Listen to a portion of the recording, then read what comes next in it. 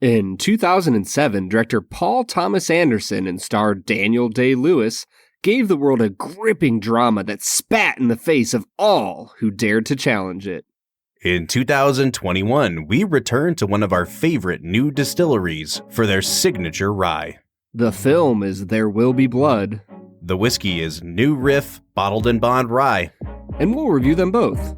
This is the Film and Whiskey Podcast.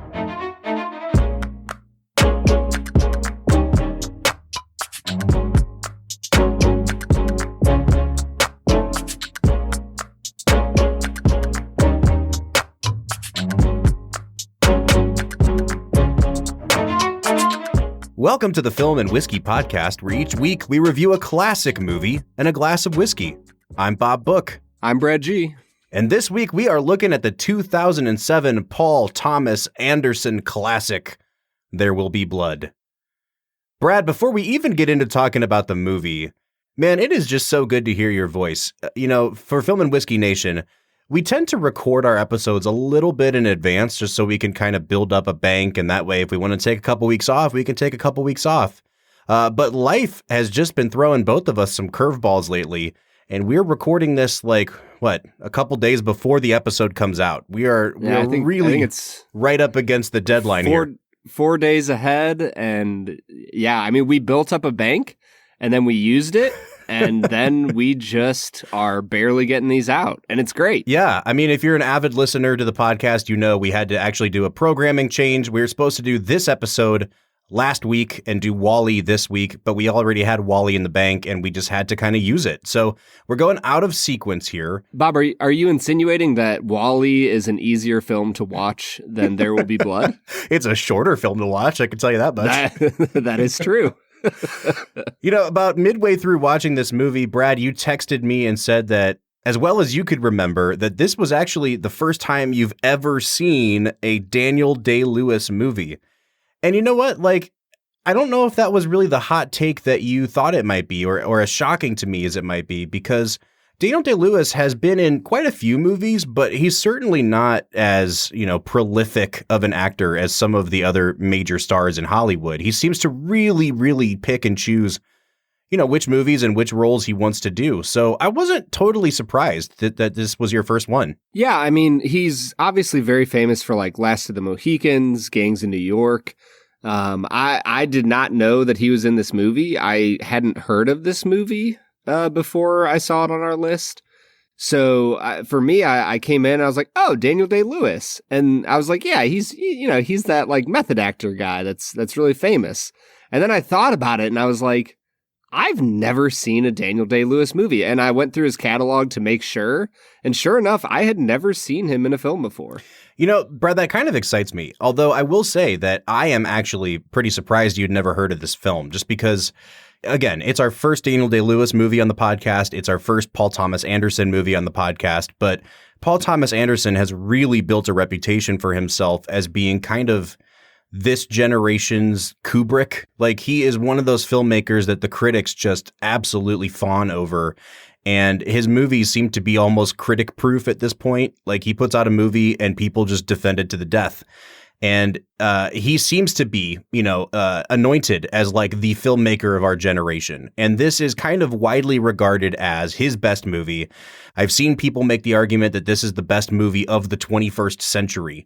And I'm just going to go ahead and put myself out there and say I'm not quite that high on this movie. I think that this is a meticulously crafted movie that is aware of how important it is, or is trying to convince you the whole time that this is an important movie.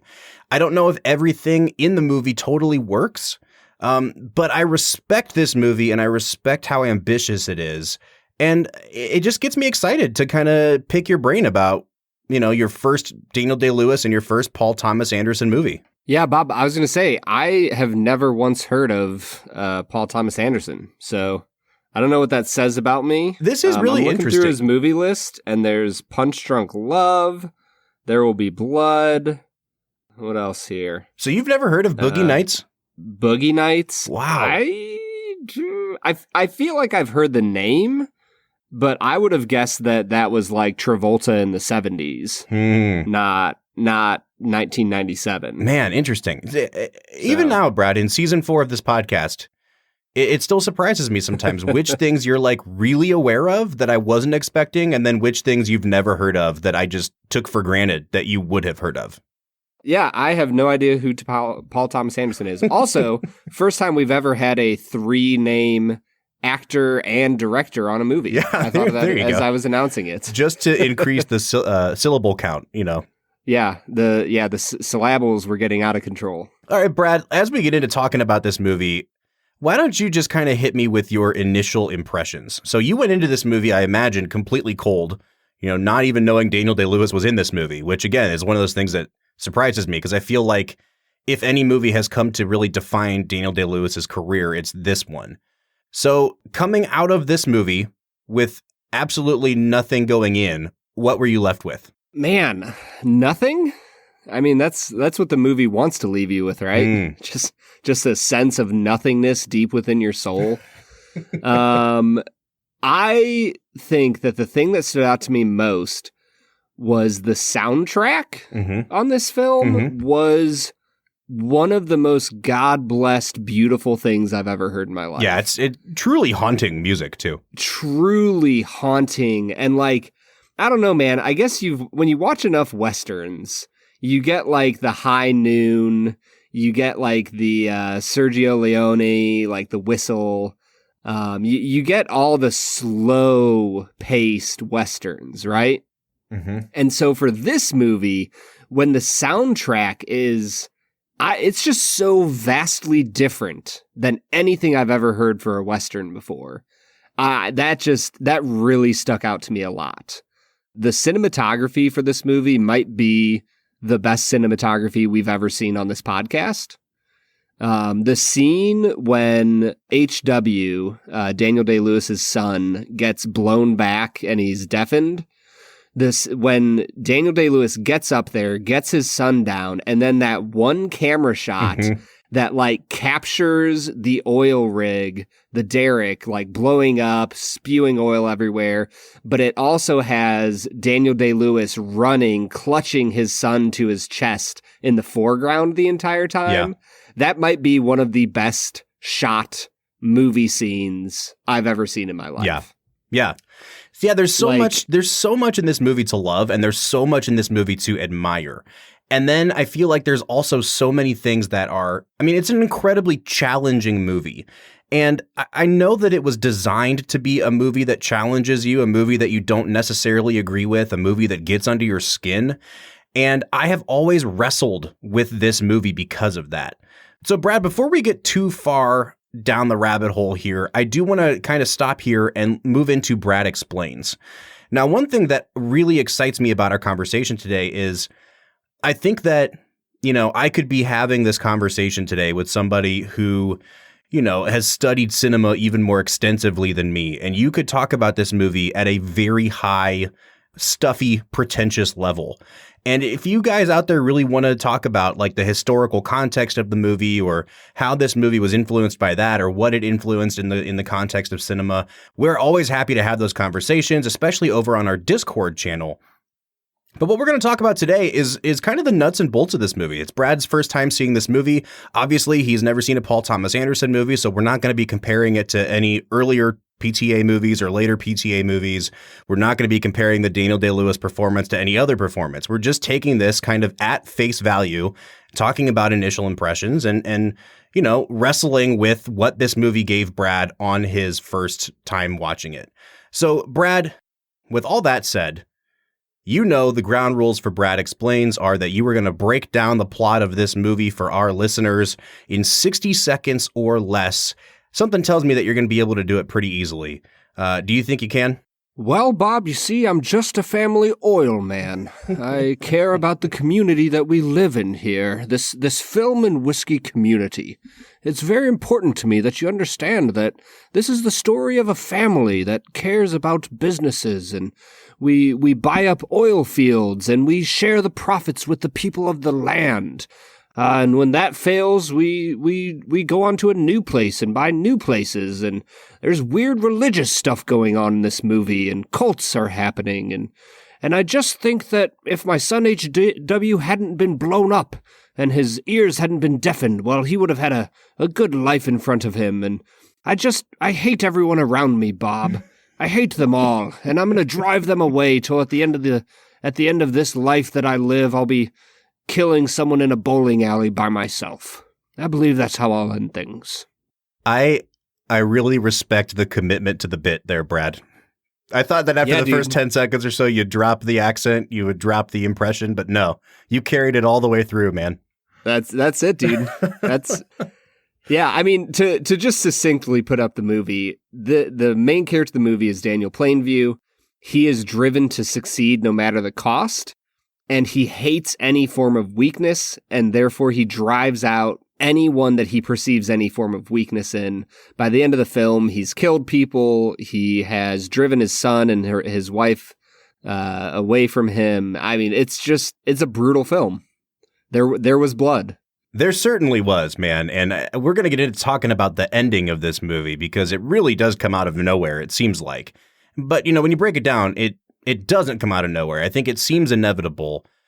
This movie was very loosely based on a novel by Upton Sinclair called Oil. Paul Thomas Anderson kind of took that as the basis here and then ran with it. This character, Daniel Plainview, I think is a really good, I was going to say a starting point to get into this movie. It's not just the starting, it's the starting and the end. Like, he is the movie. Yeah. He is the alpha and omega. Right, the movie, well, in his own mind especially. The movie really, it's just a character study of this person. And, Brad, if I can kind of start us off by comparing it to a movie we've seen before, I think the obvious parallel for this movie is Citizen Kane, right? Like, this person who accumulates insane amounts of wealth at the expense of his soul, who drives everybody away. But ultimately, the thing that I think separates Citizen Kane from this movie is that Wells makes Kane, at least in some ways, a sympathetic figure. Like, he's a Rosebud. He's a person that you never get to understand. And I think that's one of the great things about Citizen Kane is that there's still some scenes that I'm like, I don't get his motivation here. Why is he being like this? But at the end of the day, you realize that he had this kind of shattered childhood and has been this emotionally stunted person ever since. And Paul Thomas Anderson does not give Daniel Plainview that sort of backstory here. And for good reason. He's obviously doing it to make a point. But I think that's the main obvious contrast between Kane and Daniel Plainview is that there is no sympathetic backstory.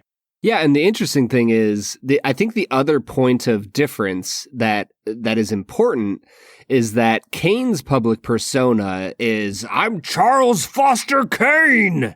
And he just blusters his way through life. But in reality, on the inside, like you said, he can be a sympathetic character. Whereas with Plainview, it's the exact opposite. He tries to come across as this family man that's just trying to get a start in the oil business. And, he's just always playing off this schmoozing, like, I'm not a bad person. But in reality, that hides one of the most evil souls this world has ever seen. Like, honestly, he kind of reminds me of like a portrait of Dorian Gray a little bit, of like, not in the fact that he doesn't age, but that he has this outer shell that people see and they trust, but it hides a rotting core. Yeah, I think that's an incredible way to put it. And we can't go very far talking about Daniel Plainview without talking about Daniel Day-Lewis. So, Brad, here's where I'm at with the Daniel Day-Lewis of it all. Like, this is, I guess anything you could say about this performance, I would agree with. You know what I mean? Like, it is one of the towering screen performances of all time. It is also insanely over the top and insanely self-indulgent. I think that you could point to this as an example of like, this is the extreme that method acting takes you to. Obviously, it's not as bad as something like a Jared Leto Joker situation. But, by the end of this movie, Daniel Plainview is such a cartoon character. And they really let Daniel Day-Lewis just lean into it. And I guess like it makes sense given his character arc. But I think maybe because I've seen the movie so many times at this point, it's hard for me to kind of get lost in the performance anymore. Because I think the performance, it just calls so much attention to itself. So where were you left with the performance? Honestly, I think that one of the reasons the over-the-top nature of his performance works in this movie is because in all reality, we only have two actors in this movie, right? We have Daniel Day-Lewis and we have Paul Dano. Mm-hmm. And in my mind, both of them they're almost trying to one-up each other by the end of the film. Oh, yeah. Right? Oh, yeah. Like at the start of the movie, like I said, Daniel Day-Lewis starts off very reserved, very more tactile in the way that he is presented on screen. Whereas Paul Dano, he's a wild card from the very start. And so with that, I look at their performances and I just almost feel like the ridiculousness of both performances almost allowed each other to exist and not like annoy me. Does that make sense? Yeah, absolutely. Yeah, and like if he had been doing it by himself, it would stand out even more to me. But the fact that the only other like main character in the film also is cartoonish, over the top cult leader personality, I'm just kind of like, yeah, sure, Lewis, go over the top, go for it. So one of the things I really love about this Daniel Day-Lewis performance, though, is he is very obviously doing a voice that sounds just like the movie director John Huston. And so, like, if you after we're done recording, Brad, or after you're done listening, if you're listening to the podcast, go to YouTube and just look up like Daniel Day-Lewis, John Huston. So we've done a couple John Huston movies on the show now. Obviously, he directed Treasure of the Sierra Madre, which is another movie that I think has some huge parallels to this movie. Oh, yeah, for sure. I think it's just really funny because he sounds just like John Huston. And this is, the second out of 3 weeks now where we've done a movie that has like a Treasure of the Sierra Madre reference, because just 2 weeks ago we did Toy Story 2, and Stinky Pete the Prospector is very clearly modeled after Walter Houston's character. Oh, in 200%. Yeah, like, I don't know if there's ever been a more direct reference that is obscure, because a lot of people haven't seen Treasure of the Sierra Madre, especially the children that were watching Toy Story 2. But it is a dead one-to-one reference. Yeah. It's just, I love it when the timing of our podcast works out like that, man. Yeah, it's amazing. Also, Treasure of the Sierra Madre, great movie. What a good movie. If you haven't seen it yet, go watch that. Like, honestly, both the movies we've talked about, Kane and Treasure, I'm like, man, I need to go back and watch those movies again. So I think that's a really good segue into talking about like what these two main characters in the movie represent. So you've got Daniel Day-Lewis, who very explicitly says, like, I hate people. I find nothing good in them. I have a competition in me that means that I have to win all the time. And, he's chasing, I don't know what, like, he's not chasing money. He's chasing, I guess, power, but like the like power dynamics of keeping people under his thumb. Do you know what I mean? Like, he's chasing after the ability to crush people. And then you have Paul Dano's character, who is a preacher in a very kind of, I don't want to call him Pentecostal, but it's close enough to being Pentecostal. He's like spooky. Yeah, he's a healing minister. And I think very tellingly, Brad, let's just hit pause on whatever point I was trying to make here. I want to talk about Paul Dano for a second, because I think he's great in the movie. I struggled for a long time with the character of Eli Sunday because we were in college at the time. Obviously, we both went to seminary. We both believe in Christianity. And I didn't quite know what the point was that Anderson was trying to make with this character. Is he sending up religion in general? And it has taken me a good many watches of this movie to finally be okay with this character of Eli Sunday, because I don't think that that's what Paul Thomas Anderson is doing here. And I think a lot of people misread the movie to think that that is what he's doing. But I think it's really telling that every time you see Eli Sunday, like in his church, he never actually talks about Jesus. He never actually talks about the gospel. He is constantly referring to himself as this third revelation from God. And he's talking about how God tells him all the things that he's going to do. And I think you have to watch those scenes really carefully, because what Anderson is doing is he's showing from the beginning, like, this guy is a charlatan. He's only out for himself. He's only looking for ways to advance himself, much like Daniel Plainview. But I think it's also really interesting that from the beginning, they don't really put him on equal footing with Daniel Plainview. Like he's very clearly, from the get-go, you're like, oh, this is the guy that he's going to have to compete with. Daniel Plainview is going to have to compete with. But at many points in the movie, he just absolutely humiliates Eli. And it's like, it's never difficult for him to do that. And so, I've read a lot of articles about the movie talking about like, are these characters supposed to be interpreted as real people? Are they supposed to be interpreted as metaphors? I saw this one really long essay that talked about how Daniel Plainview represents capitalism at the beginning of the 20th century, and how Eli Sunday represents religion, and how the Industrial Revolution caused America to choose capitalism over religion. I don't know what to think of these characters as archetypes like that. But I just really find the power dynamic to be interesting between Daniel and Eli. I mean, if I can just nerd out on the Christianity side of it for a second, if y'all have ever opened a Bible in your life, and if you haven't, that's totally fine. At the very end of the Bible is a book called Revelation. And if you notice in the movie, Eli calls himself the Church of the Third Revelation. And there's a part of me that goes, there's a reason I called it a cult earlier. And I think that Paul Thomas Anderson represents it as a cult much more so than he represents it as Christianity. Mm-hmm. But I say that because, man, who was the second revelation? And how did Eli take it into a third step? Like we're talking about three degrees away from what was actually in the Christian Bible. Well, I think he says something about it in his sermon. He says like the first revelation was what God spoke to the Israelites or whatever, and then the second revelation was Jesus, and now Eli is the third revelation. Yeah. So I will say this just popped into my brain. Did Paul Dano also play the other brother that went and sold the information? Yes, and so this is a really confusing part of the movie because that threw me for it throws everyone off because you also, and when Daniel Day-Lewis goes and first has dinner with the family and he sees the other twin walk in, he's confused. He's like, "What's going on? I feel like I'm being played here." And then he comes out and like says, "Hello, welcome to our town." It's just the three of them, and you're like waiting for him to be like, "All right, dude, like, why are you acting like you don't know me?" And so is Plainview. He's like leaning in, going, "Hey, there's like no one around. Are you going to drop this act?" Yeah. And I think that Anderson does that to keep us off kilter because that is kind of how, we think that maybe somebody is trying to put one over on Daniel Plainview.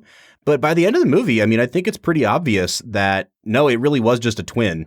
It's just a weird choice to me. And it did kind of pull me out of the story of the movie for a while because I was so confused. Yeah, like were they trying to allude, once again, we're jumping deep into like biblical stuff here, but were they trying to allude to like Jacob and Esau? Esau sold his birthright, but like Jacob kind of stays true to it, but I mean, in that story, Esau sells it to Jacob. You know what I mean? Yeah. Or was it even just like a Cain and Abel type of reference?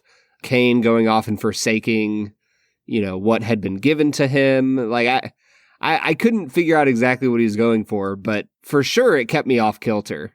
So when it comes to Paul Dano's performance, where do you stand on that? I think the reason I struggle with him at first is because he's so over the top, like chronologically way before Daniel Day-Lewis is way over the top. Mm-hmm. So for a little while I struggled with it. But at the same time, once you got him in the church service, and you realized like, nah, bro, this is a cult. This is a personality cult following this guy. To me, it felt like it was a relic of the times. Like when you had these little western towns in Texas and Oklahoma and Montana, and they had this one little church with this one little pastor that had all the power. Mm-hmm. And like, it didn't surprise me at all that would lead to a cult. Yeah. So honestly, the further we got into the movie, the further I was like, you know what? No, like this totally makes sense to me. It doesn't seem far-fetched. I think once for me, I realized, this isn't trying to represent Christianity. This is trying to represent another man in the town trying to grab power, his performance clicked for me, and I actually really liked it. Yeah, and I think that's the important thing, is that he's another person trying to grab power, and that he is markedly worse at it than Plainview is at his, graft or grift or whatever you want to call it. Like, yeah. And I love the way that they set up their kind of one-upsmanship throughout the movie. Like, I think the very first one is when Paul Dano comes into the office and like tells Daniel, I want to bless the derrick when you start it up. And he's like, that's fine. And then, Daniel Plainview just runs right over that and doesn't let him do it at all. It's really embarrassing. And they go back and forth. And then, the thing happens with HW where he gets deafened. And right after that is when Dano comes and asks Plainview, like, where's my money? And Daniel Plainview just beats the shit out of him and stuffs mud in his mouth and everything else. And it's this really demeaning thing. And then you come to find out, after Plainview murders his fake brother, which is something we haven't even talked about, but is a major plot point, he realizes he has to go back to church in order to get this piece of land that he needs. And Dano takes the opportunity to just do this incredibly demeaning, he frames it as like, confess it before God, but he's making Plainview say the one thing that he does not want to admit even to himself, which is that he's abandoned his child. He gave him up because he was no longer useful to him. Say it. I abandoned my child. Say it louder. I've abandoned my child!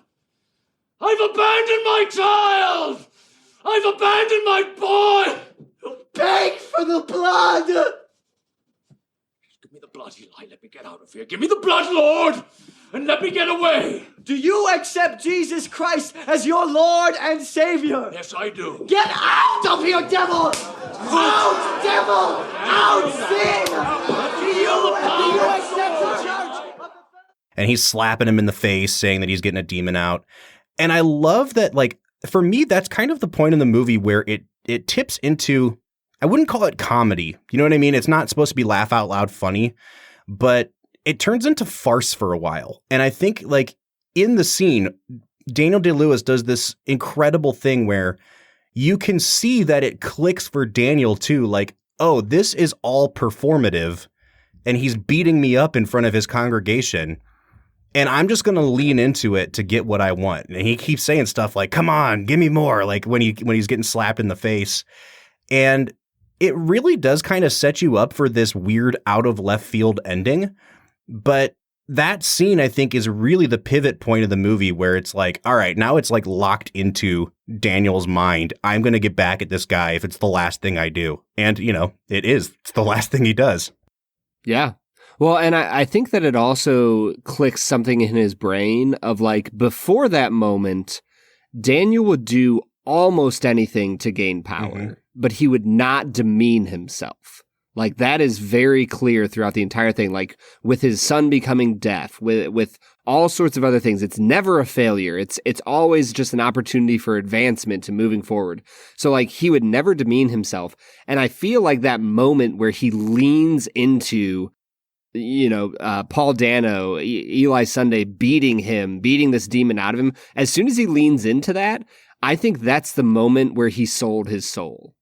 Like, that's the moment where he said, I will even demean myself in order to gain power. I'm going to make him pay for it, but I will do it in this moment to gain power. Yeah. And from that moment on, he kills, he drives his son away, he kills again. Like, from that point on is when he becomes utterly ruthless and utterly without hope of redemption. So I think he sells his soul a little bit earlier in the movie, but I think you're right in that, like, that scene is where the full, like, ramifications hit him and he's like okay with it. Because, that scene where the oil derrick is on fire and it's like him and his most trusted right-hand man watching it burn, and Daniel Day-Lewis's character just says, what are you guys all moping about? We have a whole ocean of oil under our feet. And you're watching his face and he's covered in this oil that looks like blood. And he's being lit by the flames of hell that are coming out of the earth. Like, it is very obviously like, oh, this guy is the devil. Like, this guy. And the guy even asks him, like, is your son okay? And he's just looking at the fire and goes, no, he's not. And I think that was just one of the best scenes of the movie when he just flatly says, "No, he is not." And you're just like, oh, damn, bro. So again, this is where I think the movie does a really good job because his relationship with HW is so complex because there are times where you get the sense that he really does love this kid. And then there's also times where you're like, I think he loves this kid and also is using this kid for what it offers his business prospects. And, there's that scene where after HW is deafened, they're just laying on the ground, like cuddling each other. And HW is trying to hum so that he can see if he hears anything. And at first it seems like this really tender moment. And then you have Daniel Day-Lewis just whispering to him, like, stop it. That's enough now. That's enough. Like, he doesn't want to be bothered by what HW is doing. I don't even know if it's bothered, but he doesn't want to be reminded of the fact that his failure is what led to this. Do you know what I mean? Like, and I think that those little moments that give you an insight into his psyche are what Paul Thomas Anderson does really, really well with this movie. Yeah, I mean, talk about like a terrifyingly sad moment of the movie. Like he just layers so many different things on top of it. And it's the same emotion, right? It is sad that this child has lost his hearing and is humming, trying to get his hearing back. It's sad that this father has to comfort his child. But then the ultimate depth of sadness is that the father isn't even really interested in comforting his child. He's just terrified of the fact that he failed and caused this. Yeah. Like that, like, to layer all of those things in this one simple visual scene, holy cow, dude. And yet, for all the incredible things this movie does, Brad, I'm not sure that I love this movie. And this has been my big struggle. And I think when we come back from our break, it's time for us to break down the ending of the movie, why it's always bothered me so much, and kind of parse out where we are in terms of appreciating, respecting this movie versus actually cherishing it. So for now, let's hit pause, Brad. What do you say we try this new Riff rye? Let's get to it.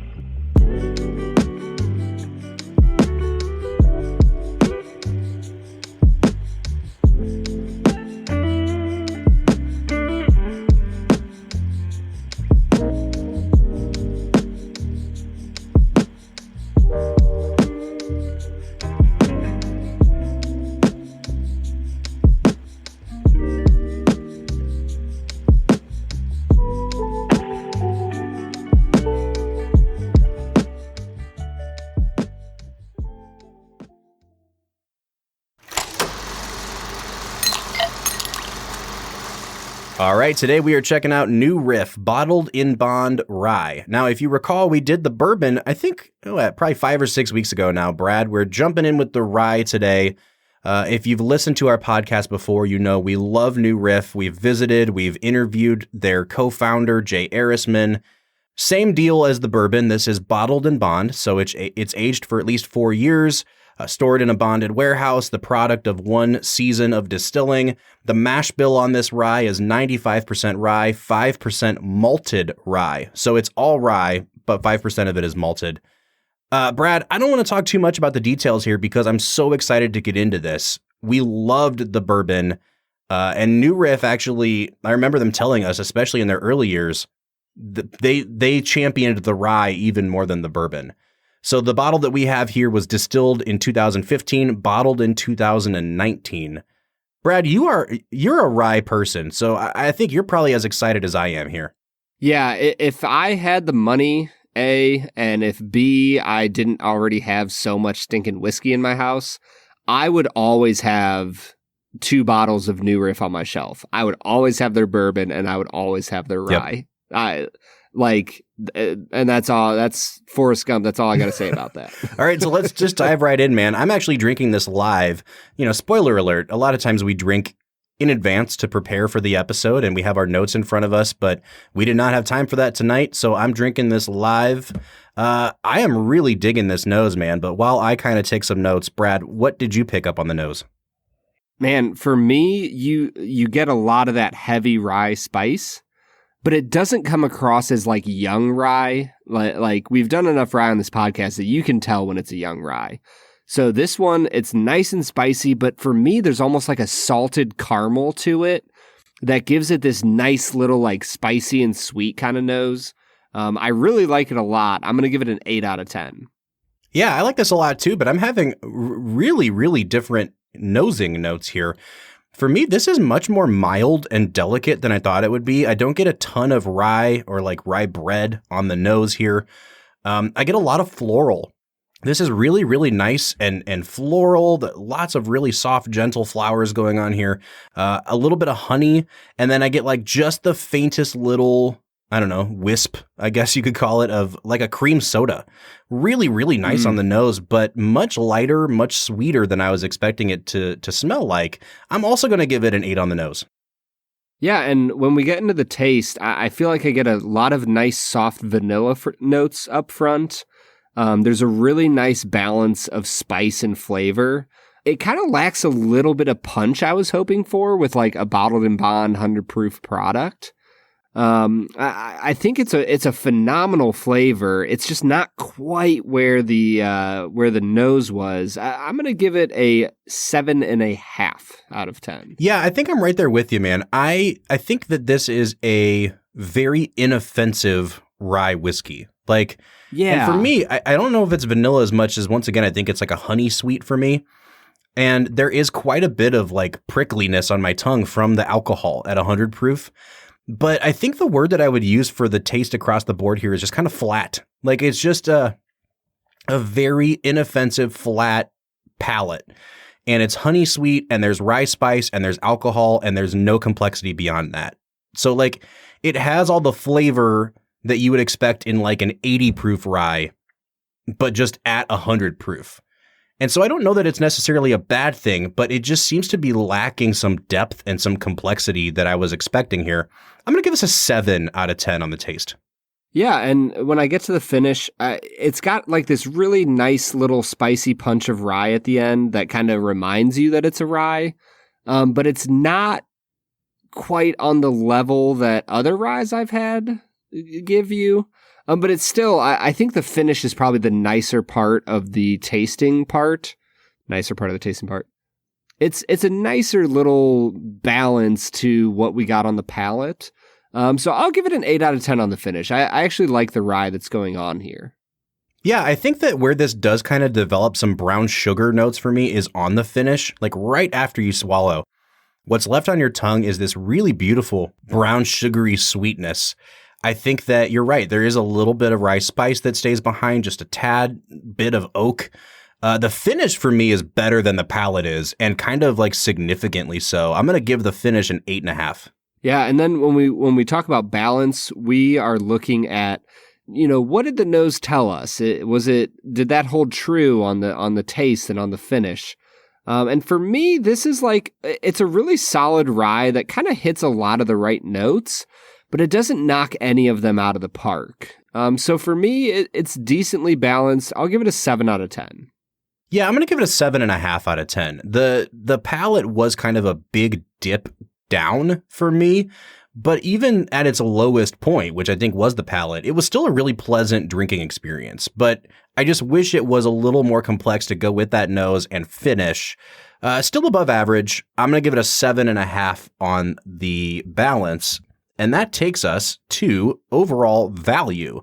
Now, in the state of Ohio, you can get a bottle of New Riff Rye for $45.99. Brad, based on this specific bottle, I'm going to say that I don't quite think this is worth $46.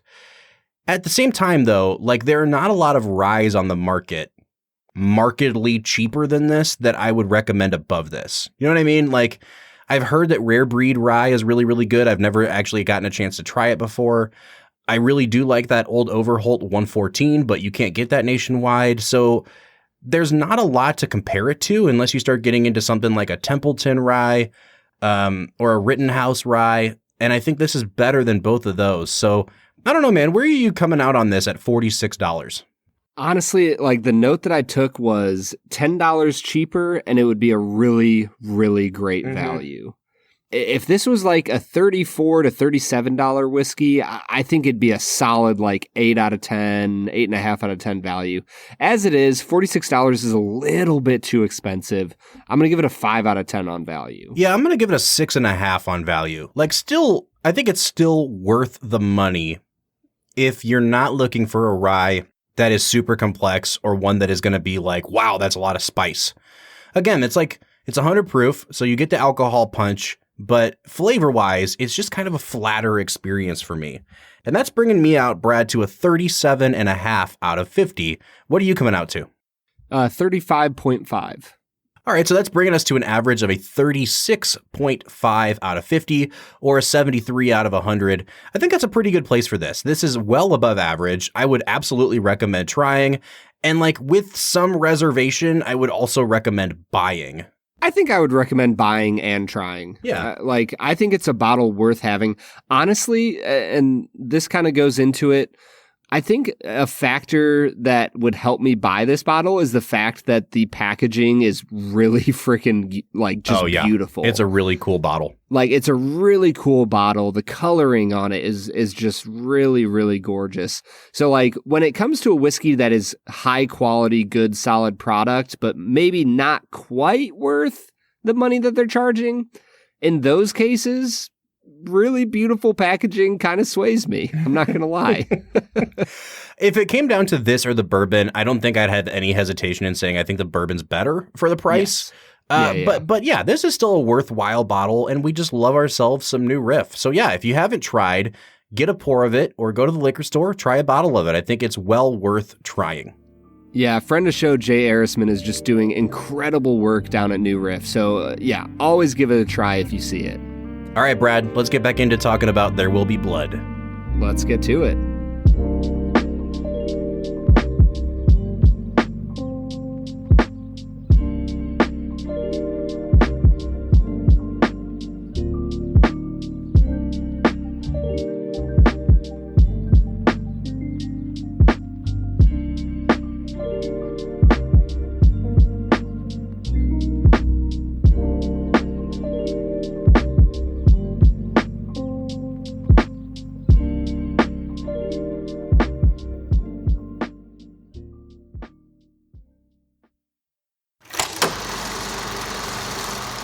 Okay, we're getting back into talking about There Will Be Blood.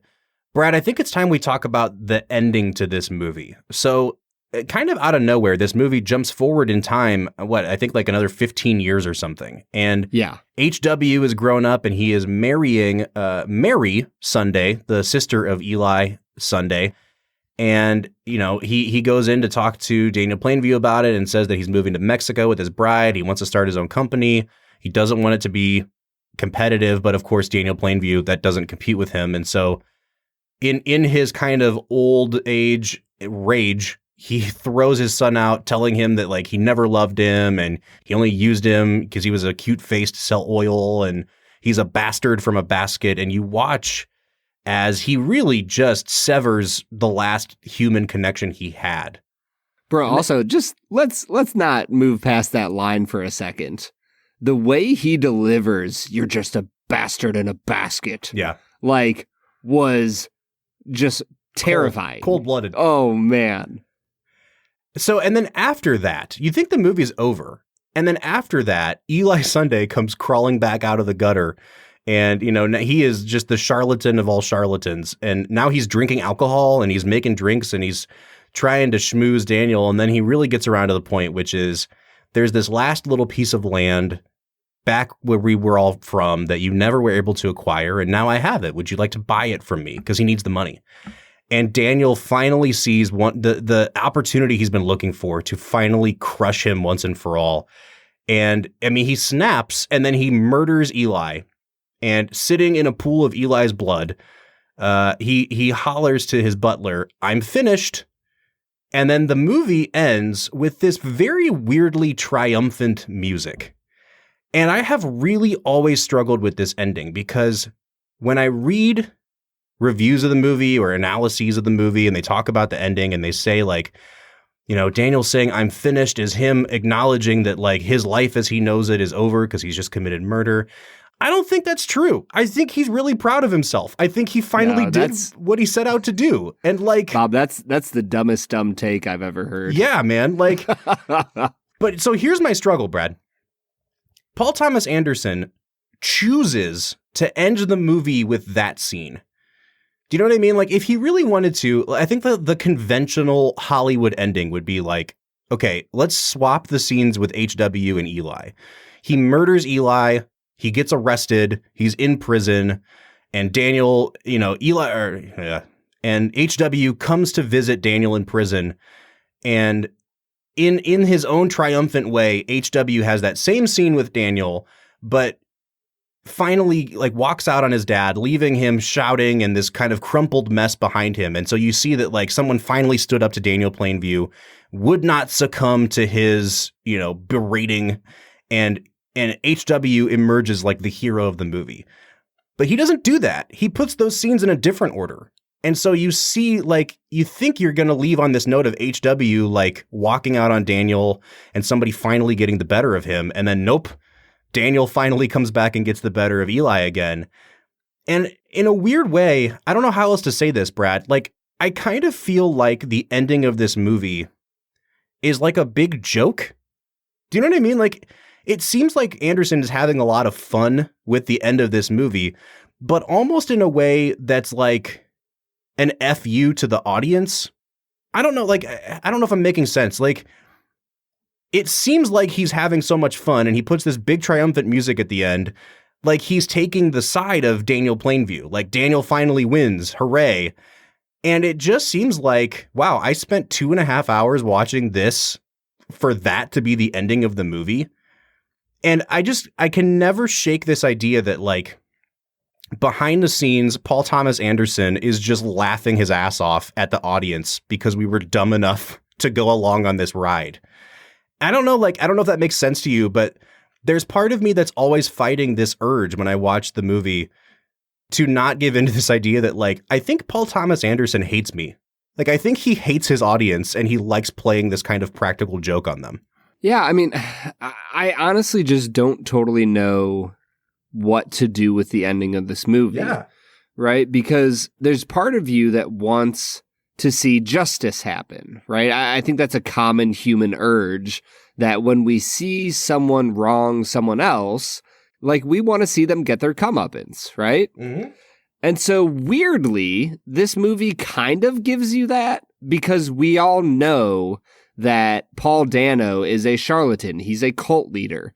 And like when he finally breaks down and is like, God wouldn't tell me what was going on in the stock market and I lost everything and I don't know what to do. Like there's a part of you that takes satisfaction in that. And even when Daniel finally kills him, there's almost this satisfaction of like a promise fulfilled, right? Like he told him, I will bury you underground. Right.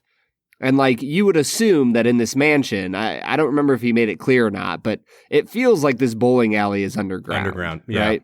And so it feels like a promise fulfilled. So like there's a weird sense of justice is played out, but then he lingers for just long enough to see, wait a second, were we just rooting for this guy? Like this evil husk of a human being? Yeah. And so, yeah, I think there's validity to what you're saying of like Paul Thomas Anderson kind of puts his audience into Daniel's shoes throughout the entire movie. And then he leaves you sitting there like from the view of the butler looking at Daniel Plainview just sopping in Paul Dano's blood. And it's finished. Yeah. He's done. Well, so like, again, I hate a lot of it. Or I guess I should say, I don't know if I like it or not, but then there are parts of that scene that I also really love, which is, it is obviously the mirror scene to what Paul Dano was doing to him in the church. Like he makes him confess his deepest, darkest secret, which is like, I don't even know if I believe in God. I'm just doing this so I can make money. You know what I mean? And Paul Dano is all too willing to just immediately shout, God is a superstition and I don't believe in him and all this stuff. So I like that there's that payoff. You know what I mean? Like it comes back full circle. See, here's the thing though. I like in the same way that Daniel leaned into the punishment in the church, knowing that he didn't actually believe it, I genuinely think that Eli Sunday as a character also leaned into it to get what he wanted. Oh, yeah. And so, like, there's a part of me that, like, I think that he genuinely believed that he was the third revelation. Like, do you think that that's true? I think that he did it for power and control over people and all those things. But I think that there was a part of him that genuinely believed that he was the third revelation. Yeah, I mean, that's probably true. And you're right. I think he just, in order to get what he wanted, he saw that he was willing to stoop to whatever level, even demeaning himself, just like Daniel did to get it. Right. Because, like, I think the thing that points me towards that is that when Daniel is tormenting him, what does he say? God didn't show me what was going to happen in the stock market. Like, if he was fully a charlatan and fully didn't believe in any of it, I don't think he would even mention God at that point. So, like, there's this weird sense of, like, no, he actually believes what he's been spewing all these years.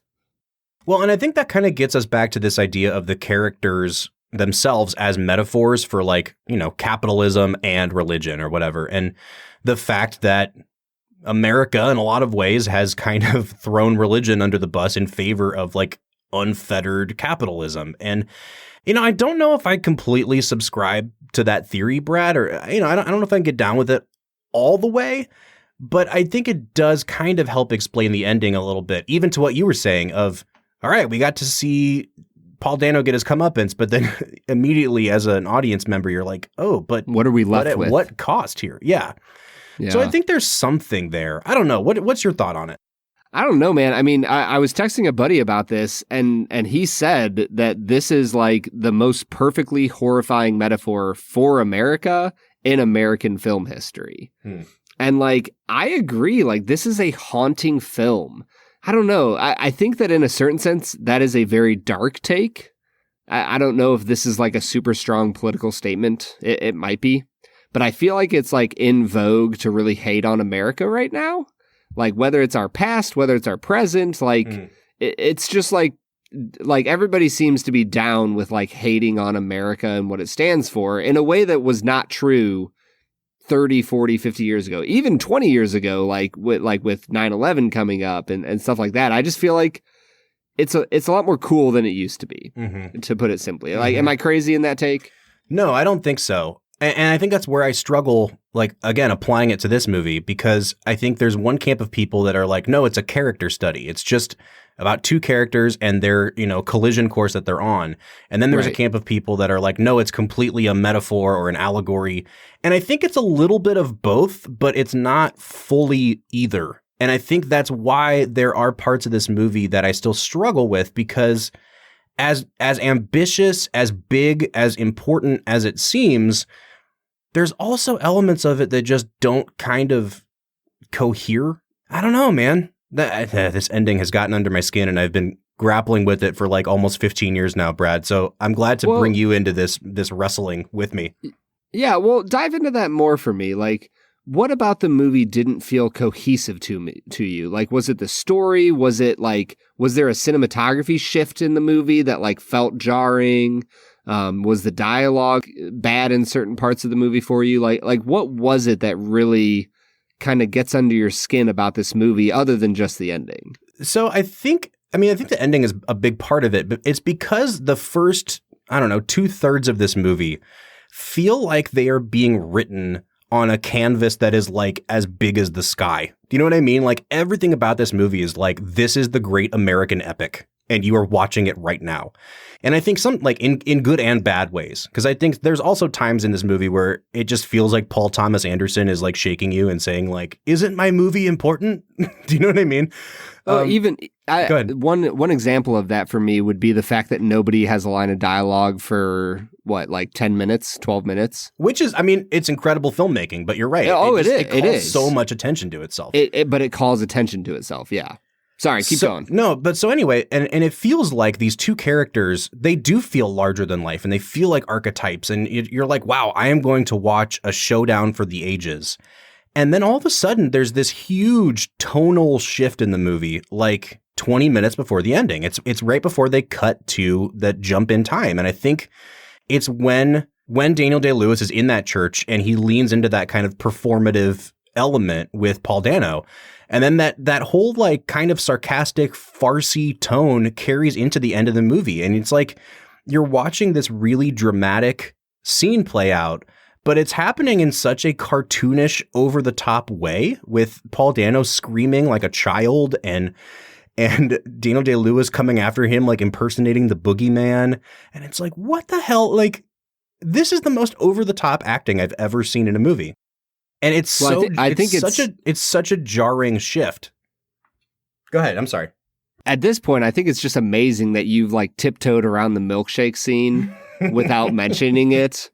Like you've used the word cartoonish, like over the top. You haven't used one of my favorites things that you normally say, which is chewing the scenery. Oh my gosh.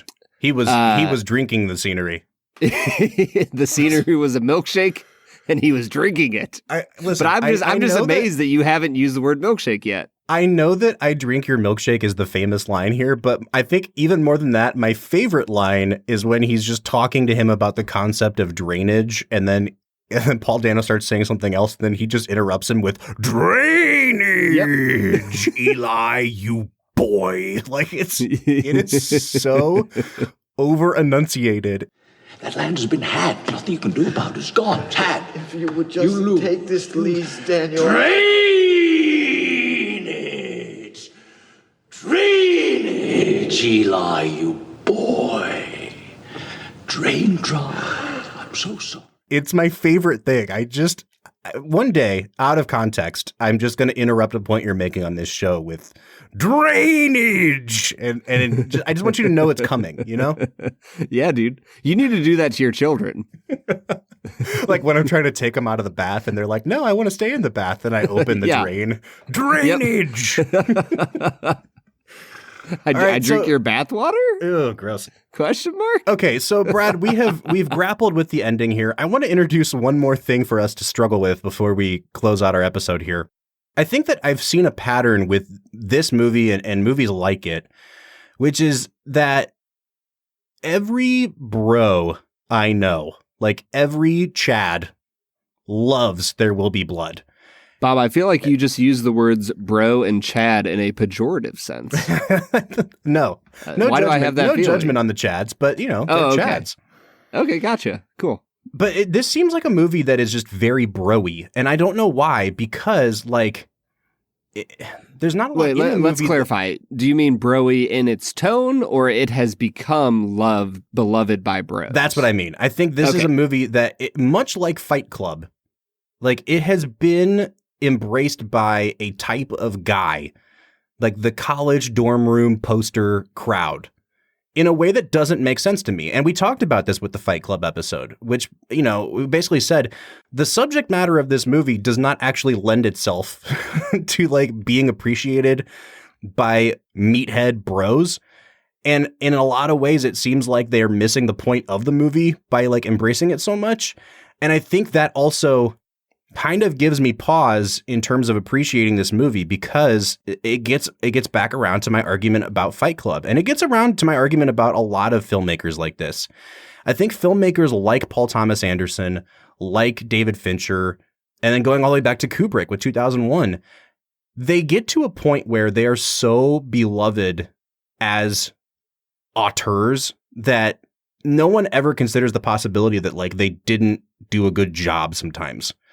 And I think that there are elements of There Will Be Blood where you could make the argument that everything that is left ambiguous is left ambiguous for a reason, and that you're left to grapple with it. I think you could just as easily make the argument like, no, it's just a really ambitious movie, and then the ending kind of peters out. And I think those are both possibilities, but we don't look at the second possibility because Paul Thomas Anderson has become so revered. And so I think for me, there's like there's that sort of like putting an auteur film director on a pedestal that I see with Paul Thomas Anderson. And then there's also the legion of bros that put this movie up on a pedestal that I think kind of keep it from ever being criticized. And that's kind of the thing that pisses me off about this movie. I think it's a great movie. I just don't think it's a perfect movie. I don't think I'd call it the best movie of the century. And I think it deserves to be picked apart a little bit. And it just kind of sucks that it seems to be like put in this hyperbaric chamber where we can never touch it and never talk about it because people are so passionate about it.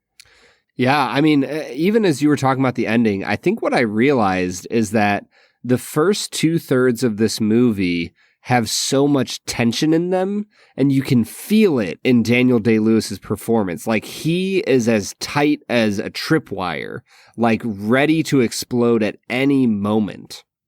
And the problem is, by the end of the movie, there's no tension anymore. He's won. He's made all the money. He has all the power. He has the mansion. Like honestly, the scene with HW, you realize he doesn't have any power over HW anymore, even though he thinks that he does. Mm-hmm. You know, he thinks that this secret that he has over him, that you're a bastard in a basket, like he thinks that gives him power over HW, and HW sees him for what he really is, a sad old man. Right. And so by the end of the film, there's literally no narrative tension anymore.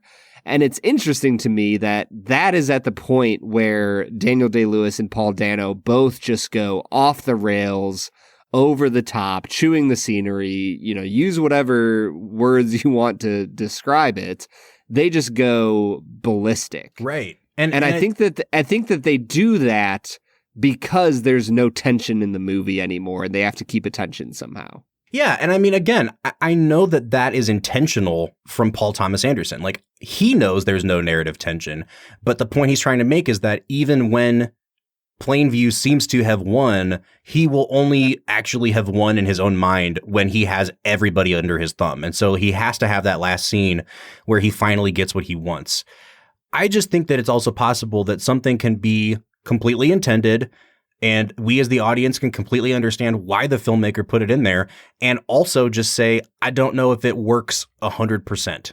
Do you know what I mean? Yeah. Like, yeah. So that's where I'm coming out on this movie, Brad. The more I think about it, it's like I was teetering on the edge of like an 8.5. I do think this is better than an 8.5. Like, just from a filmmaking standpoint, this movie is like a 10 out of 10 for, 4/5 of its runtime. And then the ending throws me every single time. I think I'm going to come out at a 9 out of 10 on this movie. It's a movie that I really, truly, really, really appreciate and really respect the craft. But it's just never fully captured me the way I think it has with others. Yeah, I mean, honestly, this film, it reminds me of a lot of other films. We've already talked about a few today, Kane and Treasure and some others. For me, the ending of this film, I'm going to mention two things right now. The ending of this film, and you can just call me crazy for this, partially because I've only seen one of his films. But the ending of this movie reminded me of Wes Anderson. Like the way he wanders around this mansion that Daniel Plainview now owns, and the way it ends with this triumphant music. I don't know why. It just reminded me of the Royal Tenenbaums. You're right. It has this weird, quirky, like twee kind of feel. Like, and that's the thing I'm talking about. It's this weird tonal shift. Yes. Where it seems like Paul Thomas Anderson is celebrating what Plainview is doing. And he's not, but it just seems like he's just giving the finger to the audience. Like, look what I just made you sit through. You know what I mean? Yeah. But he does it in a visual style and auditory style that reminds me of Wes Anderson. Am I just wacko out there for that? No, I totally get the comparison you're making here. All right. I'm getting good at this. we're 3 years in and I'm getting good at it. Finally. But the other thing that this movie reminded me of was the assassination of Jesse James by the coward Robert Ford.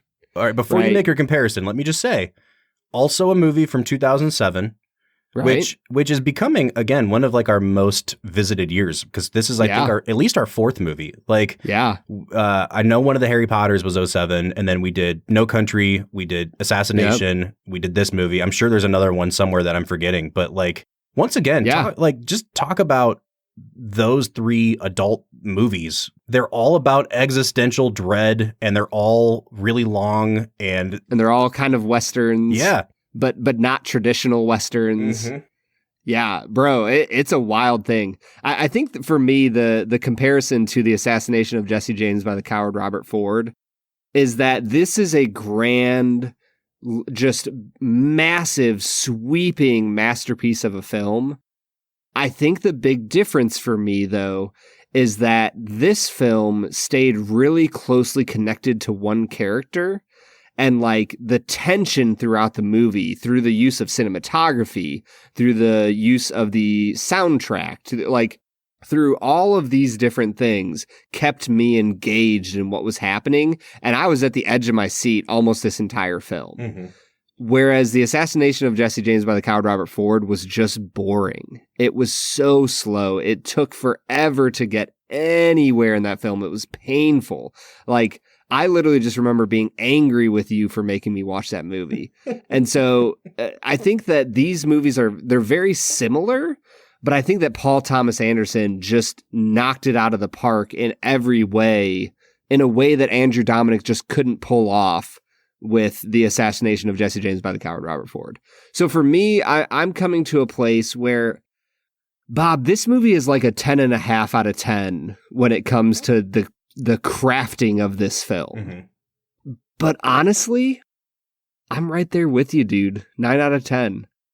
I don't know what it is that's keeping me from even giving it a 9.5, but there's just something in my soul that can't give Daniel Plainview a 9.5 or a 10 out of 10. Yeah, this is like... Even though I think he might deserve it, but I just can't do it. This is the epitome for me of movie that I respect, but I just can't love. And I don't know how to explain it other than that.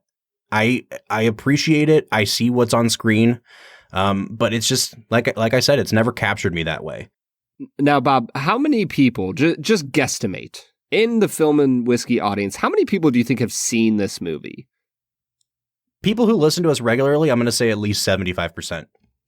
Okay. Yeah, this movie has really caught on. Like, just, from 2007... this movie and No Country are the two big movies that came out of that year. Not in terms of what was the highest grossing at the box office, but in terms of ones that have had like the longest lasting impact on cinema. I'm sure most of our audience has seen this movie or is at least familiar with it, Yeah. No, I was genuinely just curious because this is a movie that I rarely say this on this podcast. You need to go out and watch this movie. Mm-hmm. I was really blown away by this film. And even though I'm not giving it like a 10 out of 10 or 9.5, this is probably the best 9 out of 10 movie we will ever review on this podcast. And that's the thing is like, it is maddeningly, frustratingly incomplete to me. Yeah. But also like, I want to demand someone to watch it so that I have somebody else to try to parse this out with. And that's why I'm so glad for you, man. I am really happy that we're coming out in a similar place on this. And honestly, I think I'll just end by saying, I think Citizen Kane is a great comparison because I feel the exact same way about Citizen Kane. Like, more people need to get out and just sit down and watch Citizen Kane, not as the best movie of all time, not as anything else. It's just a damn good movie, mm-hmm. and it demands your attention. And I think There Will Be Blood imitates it in a great way. So yeah, go out and watch this movie. If you've seen it already, go watch it again. If you haven't seen it yet, watch it and let us know what you have to say about it. Because Bob, we love hearing from Film and Whiskey Nation. Absolutely. And if you do want to reach out to us, you can find us on our social media accounts on Facebook, Twitter, or Instagram at Film Whiskey. Or leave us a voicemail. Let your voice be heard on the Film and Whiskey podcast. You can do that by going to our website, which is anchor.fm/filmwhiskey. Next week, we're getting back on track with our schedule. We're going to be watching Ridley Scott's Gladiator. I'm excited for that one, Brad. But until then, I'm Bob Book. I'm Brad G. And we'll see you next time.